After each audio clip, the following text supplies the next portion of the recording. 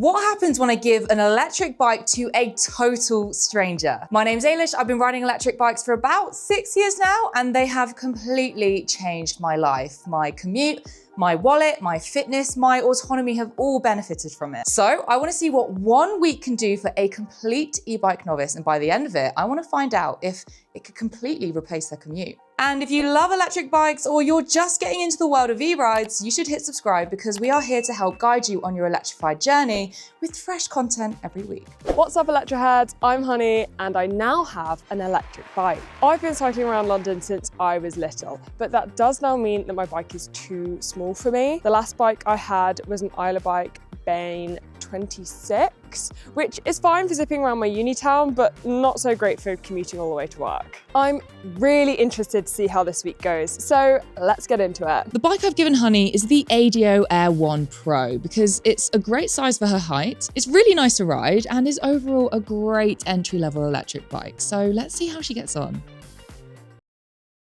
So I've just set out on my first trip home.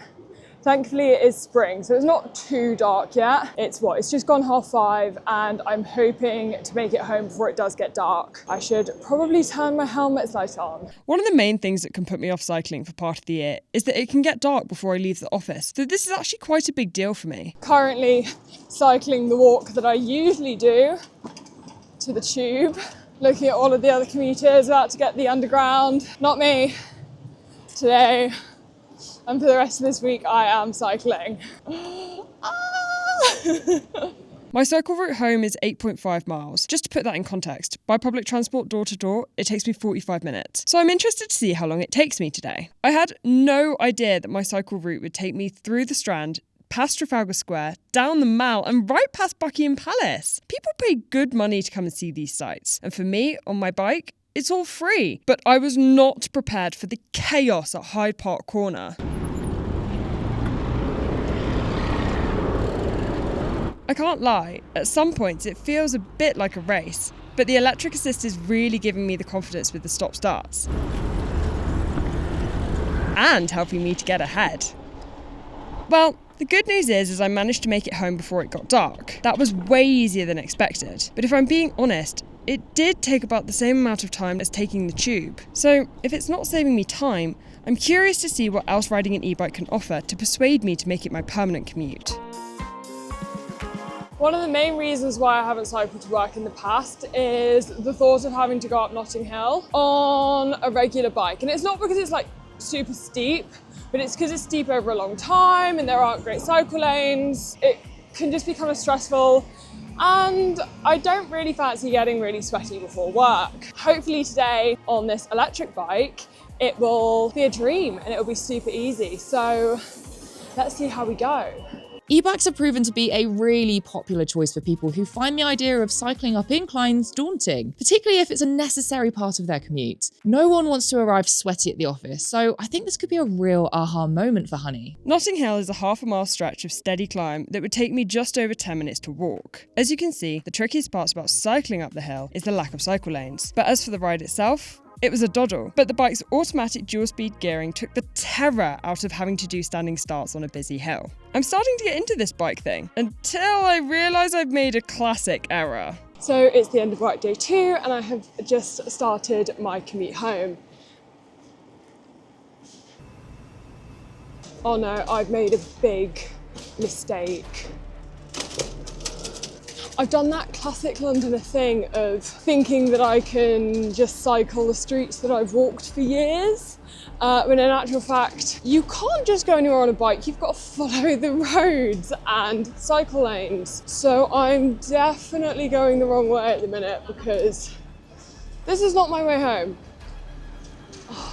Maybe I'm gonna have to use Google Maps to recalibrate because obviously my brain isn't working. Whoops, and that's the lights. Great. A left here.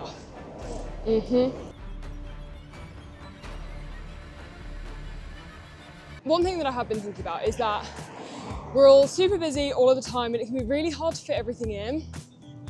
And so by cycling to work, I've managed to sandwich in, 45 minutes of cycling, so 45 minutes of exercise before I've even started work, and I'm getting that afterwards as well. So it's really great how much exercise I'm getting either side of my working day without going to work sweaty and turning up sort of horrible, even just from the gym. Well, how is Honey gonna feel about having to tackle the London roads at peak rush hour? This may be make or break. Or is it? Do you know what? I set off this morning in rush hour thinking that the London traffic was going to be really bad. But where is all the traffic? Where are the traffic jams? Where are the cars? What is this awful traffic that we can't escape in London? I'm not seeing it. All I'm seeing is a lot of other cyclists, which is a good thing. And I'm currently cycling down Oxford Street. All of the traffic is just bikes. Bikes and buses. And of course the occasional taxi. One of my favourite parts of this week has definitely been cycling in the sunshine. I mean, it's spring, so that definitely helps. But it's definitely such a mood booster. Before I even started work, I'm happy. Speaking of mood boosters, it's probably not a bad time to calculate how much money I've saved on my commute this week by cycling rather than taking the tube. My commute to the office on the London Underground costs £3.60 one way. So that is £7.20 a day. Now that I say that out loud, that's a lot of money.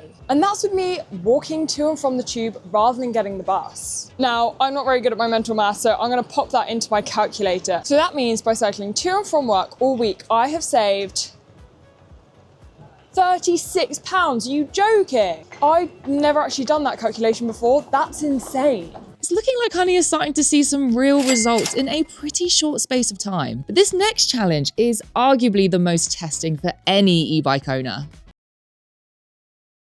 So guys, I am doing the thing that I have been dreading all week. I'm leaving the bike unattended in London. I'm so scared. I really, really hope it's here when I get back. Please be here when I get back. It's a really nice day to pick up some essentials, and then I'm going to go to the park for lunch and make a day of it. If I'd gotten the tube here, it would have cost me £3.60 one way. Absolute result. I was able to pay with my Boots points. So that means I'm going to go and treat myself to a coffee and head to the park and sit in the sunshine. While I do this, let's talk real world range. So this week I have been riding ADO's Air 1 Pro. Now, my commute to work is 8.5 miles one way. Starting with a fully charged battery at the beginning of the week, I was able to make that 8-mile journey 3 times before I charged it. So I was able to get about 26 miles out of the battery. And even when I decided to charge it, it still had some left. It was maybe just under a quarter of the way charged. So that's pretty good going. It's not quite the range that ADO claim, but of course they always test in perfect conditions. While I wasn't doing tricky terrain, I definitely was going up some hills. Guys, my filming has been interrupted by this. Okay, I think I've left my bike long enough. Let's get back to it. I'm just walking back now to where I locked the bike. Fingers crossed it's still there. I can see it. It's here, she's here. She is exactly where I left her. Because see, my logic was to hide it in and amongst the other bikes, so it would be a bit less of a target, which was really easy because the sun is out, which means that everyone has taken to cycling around London, and it's wonderful. It's great to see. Everyone's in a really good mood. It's lovely. And my bike is still here. Another positive, or negative if you're an introvert, is that this bike means that even Londoners are talking to me. Yeah. Not brand new. Cheers, man. Have a nice day. Oh, that was a random interaction. Something I've really noticed this week is that I've had a lot more people interacting with me. You definitely can't say that about the London Underground. This e-bike is definitely turning heads. So 1 week later, did an e-bike actually replace my commute? Honestly, I didn't expect this. I've saved money, I've been outside more than I have in the past couple of months, and I actually enjoyed the journey.